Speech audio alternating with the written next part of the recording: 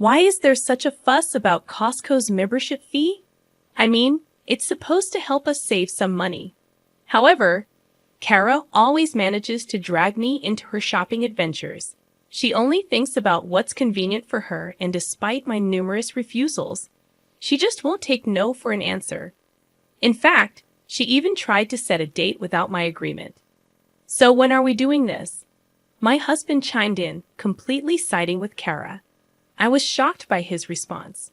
What are you thinking? It's Kara we're talking about. She's definitely going to make us pay again. Well, I plan on giving her a taste of her own medicine, Ronald said, hinting at some sort of plan to deal with Kara's antics, but only if she continued her selfish behavior. I decided to go along with my husband's scheme. By the way, my name is Lahi, and my child started kindergarten this year. I've been quite busy with his education and socializing with other parents in the neighborhood.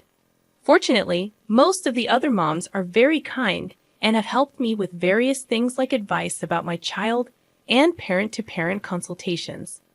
I also try to help out as much as I can, and I think I've managed to maintain a good relationship with them, except for one mother, Kara. Kara always seems to need help from everyone around her, despite referring to herself as a spoiled princess. She's hardly ever helped anyone in return. For example, when the moms make plans to go out for a meal, she often appears out of nowhere and joins in. I wouldn't really mind that, but she frequently asks for bites of other people's food and subtly suggests that someone else should pay for her meal, claiming that she doesn't have much money on her. Other mothers who have experienced similar things have the same impression of her as I do.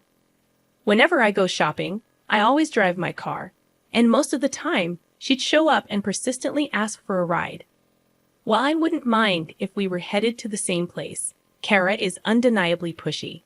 She'd say things like, "I was in such a hurry to catch a ride with you that I forgot my wallet." "What are we going to do?" "Go back for it." "Nah. I don't want to inconvenience you. Maybe I can just pay you back later." Every time I took her shopping, it would end up like this. She'd make excuses like forgetting her wallet or leaving her credit card at home and always tried to avoid taking out her own wallet. Karen never seemed to have any intention of paying, and though she promised to pay me back later, she almost never did, even after I pressured her multiple times with the receipts. "Now or wait until payday," she would say. "When it comes to money, you're really strict, aren't you?" she once said. Even when I involved her husband, who was a decent man and would apologize and pay me back, Kara showed no remorse and didn't seem to care at all. Some people might not think much of a few small shopping expenses. However, when these expenses accumulated over the course of a month, they added up to a substantial amount of money. The stress of having to go to such lengths to get the money back each time we went shopping was becoming overwhelming. If only I could decline her request to go shopping in the first place. But Kara had a way of manipulating me, often using our kids. Our children were good friends, and there were times when she would have them make plans to go shopping together before coming to ask me for permission.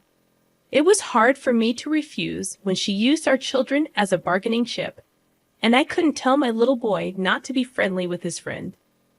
While other mother friends encouraged me by saying they sympathized with my situation, it seemed that they too did not want to get involved with Kara and were somewhat keeping their distance. "Hey, can you do the shopping instead?" one mom friend suggested. The mom friend I mentioned earlier suggested, "Well, you should just firmly decline, shouldn't you?"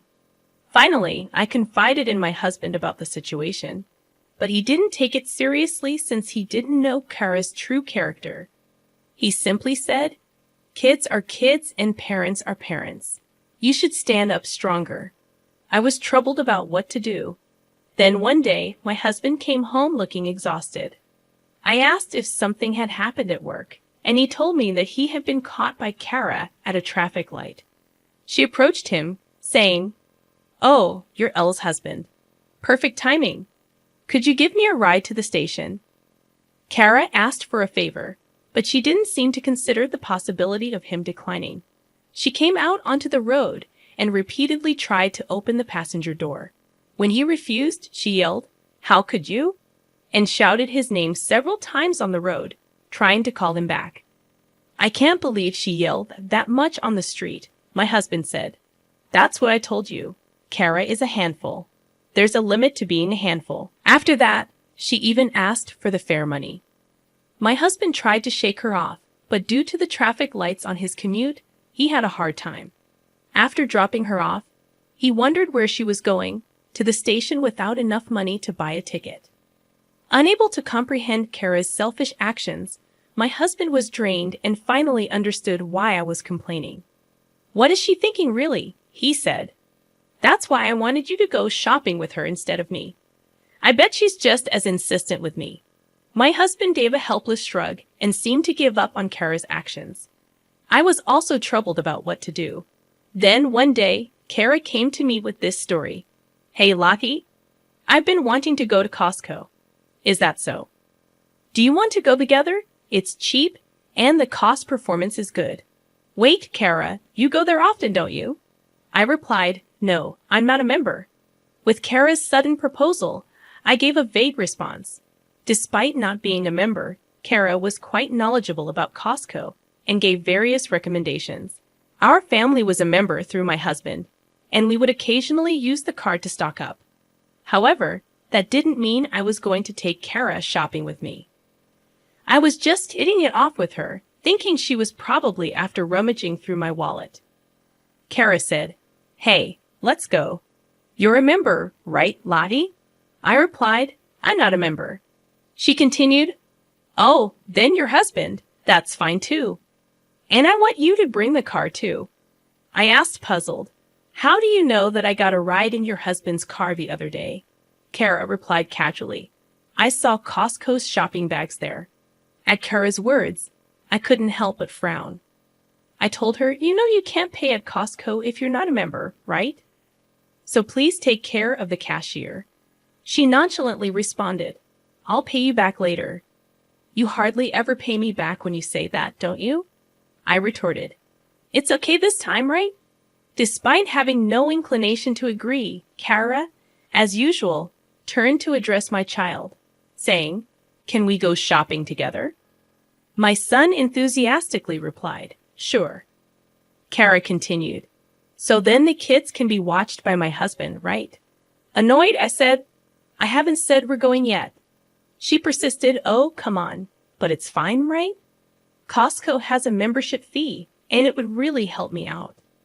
Unable to bear Kara, who only thought about her own interests, I repeatedly refused.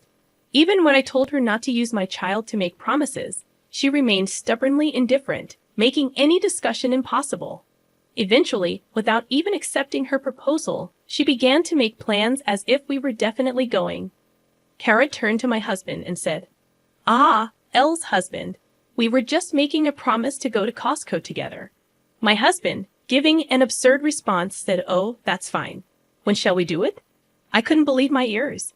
Kara happily rushed to my husband and quickly secured a promise to go to Costco the following weekend. After Kara left, I poked my husband's back and couldn't help but complain. "Hey, what are you thinking? That's Kara we're talking about." He replied, "I know, but she said she'd bring her own money, didn't she?" "That's definitely a lie. We're bound to get stuck with the bill." At that moment, I planned to give her a taste of her own medicine. It seemed that Ronald had some idea about how to handle Kara's actions. Despite my concerns, I couldn't help but laugh when I heard his strategy. While it seemed like an outrageous payback, it only applied if Kara behaved as brazenly as usual. Additionally, if this occasion led Kara to avoid getting involved with us, it might turn out to be a good thing. So, I decided to go along with my husband's plan. Finally, the day to go to Costco arrived. Kara, in a good mood since morning, naturally got into our car. She asked if I had forgotten anything, and I couldn't help but retort, "Do you have your wallet? It'd be a problem if you forgot it." Kara replied, "Aren't you the one who often forgets? No worries, no worries." I was irritated by Kara's words, but Ronald amiably responded to her. Usually, at this point, I would want to check by having her take out her wallet. But considering my husband's plan, I held back.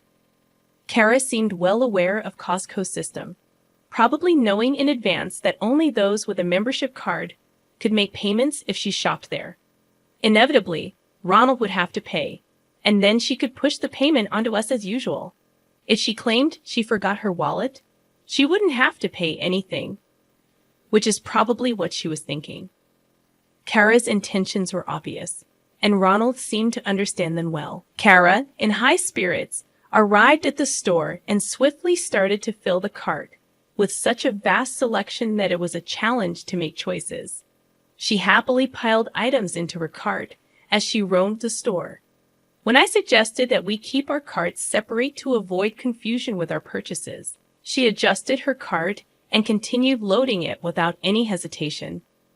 Ronald slightly whispered in my ear, pointing out how Kara was mindlessly adding items to her cart without even glancing at the price tags. I couldn't help but chuckle. It appeared that Kara, as usual, wasn't considering that she'd be the one footing the bill, and I decided to play along with Ronald's plan. Kara asked, "Isn't this fun?" I replied, "Wait, Lahi, is that all you're buying?" I said, "Yes, I still have some supplies at home, and I can always come back, right?" Kara replied, "Oh, I see. Make sure to invite me next time." Although I hadn't exactly invited her this time, I held my tongue. We queued up at the farthest checkout line, watching Ronald pull out his wallet while glancing at the crowded checkout. Kara opened her bag, and as I had predicted, she began searching through her small bag and looked puzzled. "Oh, I'm sorry. It seems I've forgotten my wallet," Kara said. I reminded her, "You said it was okay in the car, didn't you?" Kara apologized. "I'm sorry. Okay, can I pay you back some other time?" Kara's cart had significantly more items than ours. It seemed like she intended to purchase around $200 to $300 worth of goods, but she had shown no signs of concern about the amount of money in her wallet. Considering she didn't say anything when we got home, today she probably had absolutely no intention of contributing any money. Ronald and I exchanged glances. "Oh, right. Sorry, I need to take this call from my folks," I said. I left my cart with Ronald and stepped out of the line.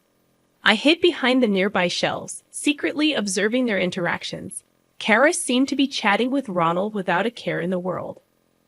"It's a shame you bought so much but forgot your wallet.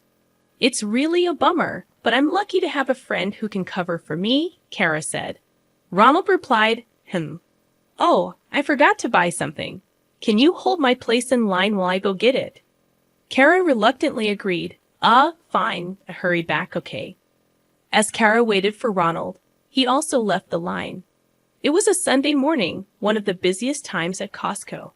As soon as Kara turned to face the cashier, she was engulfed in the crowd. Now, what would she do with a cart that full? She couldn't really claim that she wasn't buying anything, could she? Saying that, we exchanged glances and shared a sly smile, hidden behind the store shelves. We walked around the back of the shelves and queued up at the farthest checkout line on the opposite side. From there, we observed Kara, who appeared to be waiting for us while slowly giving up her place in line. On the bustling Sunday morning, filled with people eager to grab lunch, Kara, seemingly unaware of our position far away, stood in line. We paid for our purchases and left the store ahead of her. Inside the car, we waited for a while, and I checked my phone to reveal the prank. There was a message from Kara that read, "Hey, still not back. Come on, don't keep me waiting like this." I couldn't believe she could stand in line that long without her wallet. Ronald suggested, "Why don't we just tell her the truth and ask her to come back to the car?" I agreed with the idea. Apparently, she was still waiting diligently, which made us all chuckle. I wondered what she was planning to do after putting all those items into the cart and then realizing that we didn't have enough money to pay for them. With that thought in mind, we told her that we had already finished paying and went back to the car. As expected, an outraged call came in from Kara. "Hey, wait a minute. What are you thinking? I'm not done shopping yet. If you don't have your wallet, you can't shop in the first place. Come on back now. Don't make it impossible for me. Stop joking around. Come back quickly and pay for this. We firmly stated, we're not paying. But Kara insisted that I brought her, so I should pay. In the end, she even threatened not to go back home unless I paid, which made Ronald even more fed up than I was. Well, if she doesn't want to come back, there's nothing we can do, Ronald said, and he started the car. When I asked how she'd get home, Ronald just said, she'll be fine. I bet she'll just force someone to give her a ride if it comes down to it. With a laugh, still holding a grudge about the time Kara had forced him to drive her to the station, I kept communicating with Kara, even telling her that we would leave her behind if she didn't come back, but she wouldn't listen. Maybe it was harsh to leave her behind, but with the way things were going, I didn't know what else to do. Knowing her, she'll figure something out, I thought as we left the store. The next day, Kara managed to get home by herself, taking the bus. My husband, still laughing about how she did have a wallet after all, was met with a furious Kara storming into our house. You left me stranded at the store. That was so mean, she shouted. I replied, well, it's your fault for going shopping without bringing any money. Kara continued, so you just left me. That's the worst. You could have just paid for me. Do you even realize how much you've been mooching off us? You're always like this, Lahi. She brought up her self-centered arguments, yelling endlessly about how she was unhappy that I didn't spend my money. She even demanded compensation for her emotional distress, making a scene at the entrance of our house. What's going on here with all the shouting? Catherine, a mom friend passing by, asked. Kara gave a smirky smile the moment she saw her. She must have wanted to spread the word about how awful I was through Catherine. Lottie promised to take me shopping, and then she left me, Kara claimed. Catherine responded, oh, you mean you pressured her into making a promise, right? Kara insisted, no, it's not like that. Lahi said she'd take me. There's no way she'd invite someone who's always forgetting her wallet and relying on others to pay for her, Catherine remarked, exposing the truth behind Kara's claims. Kara, who had thrown a tantrum trying to get me to pay for her again, was left speechless. I had anticipated that Kara might spread some rumors, so I had already discussed yesterday's events with Catherine under the pretense of seeking advice. On the flip side, Kara, who was lectured by Catherine, left with a bright red face. Catherine, while encouraging me and acknowledging it was a tough break, seemed a little amused. I was sure she would share the story of Kara's misdeeds with others in the neighborhood. After that, Kara couldn't even correct the truth, and thanks to Catherine, her actions quickly became common knowledge throughout the neighborhood. Kara tried to make allies, but she ended up spreading unnecessary rumors herself. It seemed like no one was willing to support her. On the contrary, many people told her that she got what she deserved and started distancing themselves from her even more. Kara, however, continued to blame me, as she always did. After a while, it seemed she was severely scolded by her husband. Now she would start running away as soon as she saw me, since the people who were fed up with Kara's actions started to praise me for doing a good job. I'd like to think that this issue is settled because of Kara's constant annoyance. I was distanced from many people. However, this incident has brought us closer. We started going shopping together, but of course, we each paid for our own things, and we've built a balanced relationship of give and take.